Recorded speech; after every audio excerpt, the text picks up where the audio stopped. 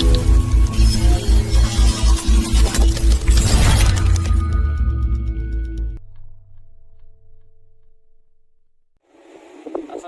teman-teman, apa kabar semuanya? Saya perkenalkan, nama saya Neo Reza. Saya berasal dari Kota Biren dan saya akan mempresentasikan tugas saya yang diberikan oleh dosen, yaitu saya akan membahas sedikit tentang RUU Cipta Kerja yang sekarang, yang di saat sekarang ini yang tengah ricuh di semua tempat. Pasti teman-teman ada yang masih bingung apa sih itu RUU Cipta Kerja, dan ada juga kadang yang menanyakan mengapa RUU Cipta Kerja itu dipermasalahkan dan apa bisa yang kita lakukan saat situasi seperti ini. Nah, sekarang saya akan menjelaskan sedikit dari pertanyaan tersebut. Saya akan bahas apa itu RUU Cipta Kerja. RUU Cipta Kerja merupakan salah satu bagian dari Omnibus Law yang dirancang oleh pemerintah Joko Widodo yang Presiden Republik Indonesia saat ini untuk meningkatkan ketertarikan berinvestasi di Indonesia atau menggerakkan ekonomi negara atau memajukan ekonomi negara Republik Indonesia. Sebelum Februari 2020, RUU ini dikenal sebagai RUU Cipta Lapangan Kerja atau disebut juga dengan RUU Cilaka. Pengganti nama tersebut dikarenakan frase Cipta Lapangan Kerja dikritik terkesan otoriter dan menyalahkan konstitusi. Omnibus Law sendiri merupakan bagian Pralengnas Desember 2019. Namun menjadi konversi meskipun RUU Cipta Kerja ditujukan untuk memberikan kemudahan para pengusaha untuk berinvestasi di Indonesia.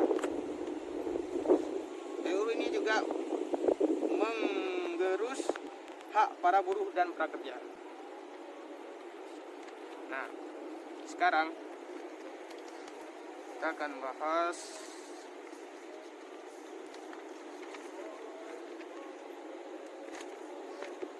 mengapa RUU Cipta Kerja dipermasalahkan.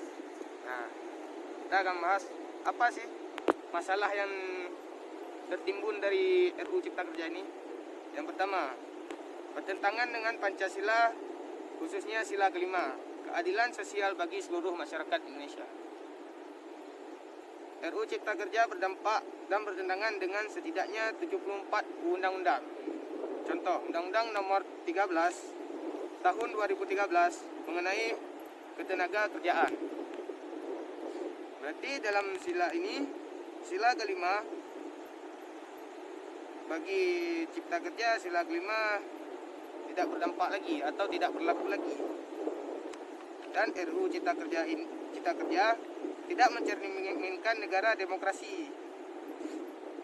Minimnya keterlibatan dari masyarakat dalam proses pembuatan atau yang dilakukan secara tertutup dan tergesa-gesa seperti saat ini. Padahal sekarang ini tengah pada masa pandemi COVID-19, tetapi para pemerintah DPR diam-diam membuat undang-undang Cipta Kerja yang tidak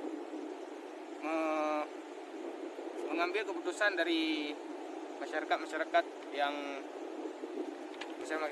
masyarakat kita. Bertentangan dengan, dan Cipta Kerja ini bertentangan juga dengan Undang-Undang Dasar 1445 yang menyatakan bahwa mekanisme perekonomian berbasis pada prinsip kekeluargaan. RUU Cipta Kerja memberi ruang kepada kapitalisme liar, suatu prinsip yang bertentangan dengan asas kekeluargaan. Sekarang kita akan bahas apakah dampak dari RUU Cipta Kerja. Dampaknya terbagi dua, yaitu dampak dari segi positif dan segi negatif. Ya, dari segi positif, adalah mendorong kemajuan dalam ekonomi negara atau menambah lapangan kerja, karena pengusaha diberikan kemudahan untuk berinvestasi. Dan menurut Menteri Kemenko Maritim Luhut Panjaitan, RUU Cipta Kerja bisa menjadi kita bagi Indonesia untuk menjadi negara yang sangat kompetitif dalam dunia ekonomi. Dalam artinya dapat memajukan ekonomi Indonesia dan mengembangkan usaha-usaha baru. Dan dampak dari negatif terhadap RUU Cipta Kerja adalah terbagi 3, yaitu ketenaga kerja terhadap lingkungan dan tenaga kerja wanita. Dari tenaga kerja ada 2, menghilangkan upah minimum. Yang kedua, jam kerja yang eksploitatif, atau bisa diartikan jika dalam jam kerja di Undang-Undang Nomor 13 Tahun 2003, jika dulu dalam 1 jam kita bekerja, dalam 1 hari kita bekerja dengan 7 jam, tetapi sekarang dibuat dalam 1 hari kita harus bekerja 8 jam maksimal, 8 jam. Dan dalam 1 minggu kita bekerja 40 jam selama 5 hari atau 6 hari. Tetapi sekarang dibuat dalam RUU Cipta Kerja, dalam sehari kita diupayakan kerja selama 8 jam ataupun bisa lebih, karena eksploitatif ini kerja tanpa batas. Jika kita hitung dalam seminggu, dalam 1 minggu kita harus bekerja 40 hari maksimal, dengan 4 hari kerja.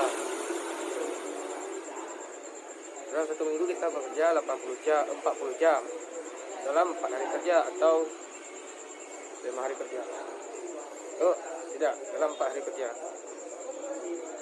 Jadi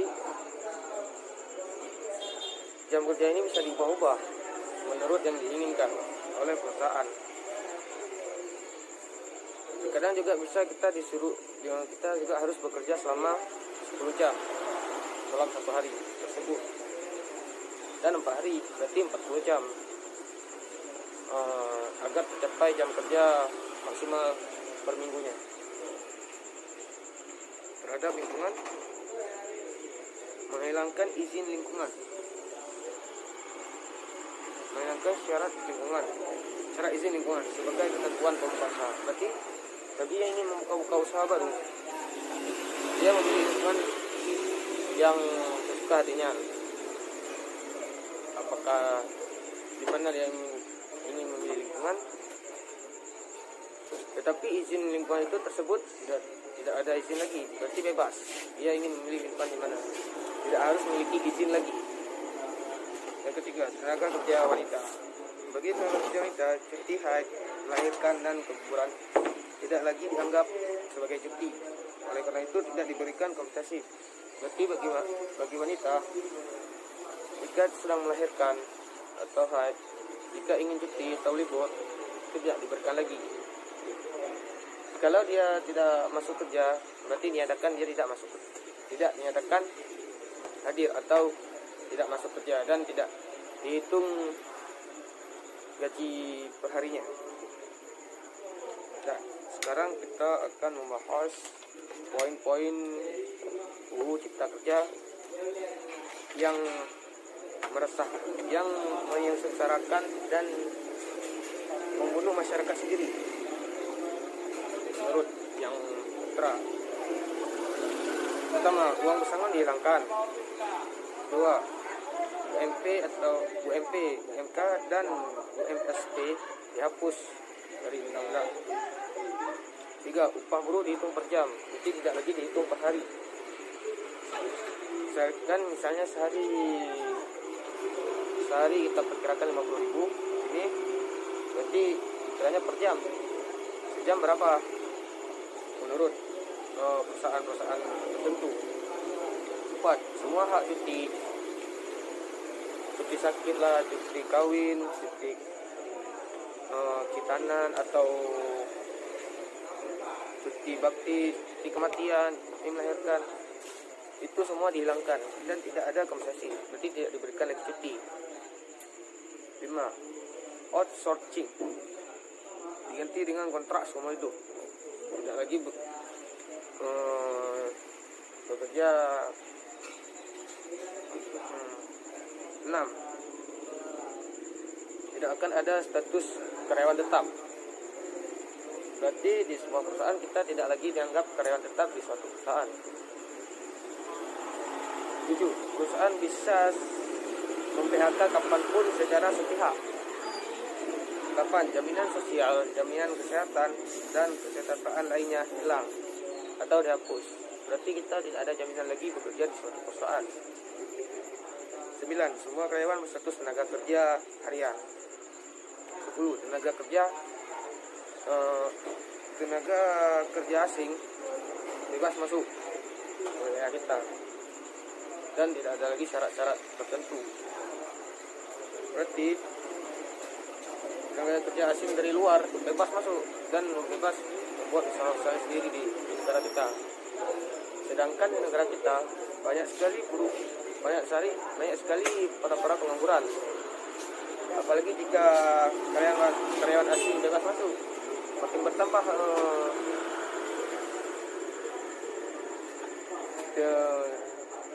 para tenaga kerja yang penganggur. 11. Buruh dilarang protes, ancamannya PHK. 12. Libur hari raya hanya pada tanggal merah saja, tidak dapat penambahan cuti, berarti libur hari raya hanya 2 hari di tanggal merah saja. Yang dulunya 3 hari, tapi sekarang diubah jadi hanya 2 hari. 13. Istirahat di hari Jumat cukup 1 jam, termasuk salat Jumat. Sedangkan jika di tempat saya itu pelaksanaan salat Jumat itu 1 jam pelaksanaannya, dari jam 12.40 sampai jam 13.20. Sedangkan kita mau makan gimana? Sedangkan jam istirahatnya cuma 1 jam, tapi kita ingin makan, tapi jam istirahat dah habis, kan tersiksa kita, nggak sempat makan, nggak sempat ganti baju. Itulah yang meresahkan, menyengsarakan warga kita sendiri. Oke, itulah poin-poinnya. Nah, sekarang kita lanjutkan ke apa sih yang dapat kita lakukan untuk mencegahnya disahkan RUU Cipta Kerja tersebut. Dijelaskan oleh Menteri Kemenko Perekonomian yang bernama Airlangga Hartarto, mengatakan bahwa pembahasan RUU Cipta Kerja sudah mencapai 90%, dan kini para legislatif sedang bekerja sama untuk mengerjakan proses finalisasi produk hukum yang akan diberikan nanti. Pengesahan RUU Cipta Kerja bisa secepatnya di akhir September sampai awal Oktober.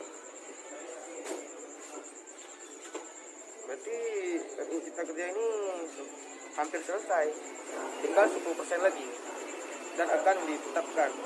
Makanya oleh karena itu kita harus bergegas untuk menghentikan pengesahan RUU Cipta Kerja dengan cara, ada 2 cara di sini, yaitu bertindak dengan nyata atau menandatangani petisi di cengat.org. Nanti akan saya tambahkan linknya di video. 2, itu menolak dan menyuarakan RUU Cipta Kerja agar semakin diangkat, didengar oleh rakyat. Dan terkadang ada lagi gimana caranya kita untuk menolak Cipta Kerja tersebut. Dari teman-teman kadang ada, nanti silahkan komen. Dan inilah sekilas dari saya tentang RUU Cipta Kerja yang disusun oleh DPR RI yang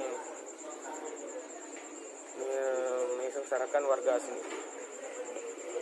Cukup sampai sini saja saya jelaskan. Mohon maaf jika ada kesalahan penerangan atau kesalahan informasi. Silakan jika ada yang salah silakan di komen. Dan saya Dewi Reza izin undur diri. Assalamualaikum warahmatullahi wabarakatuh.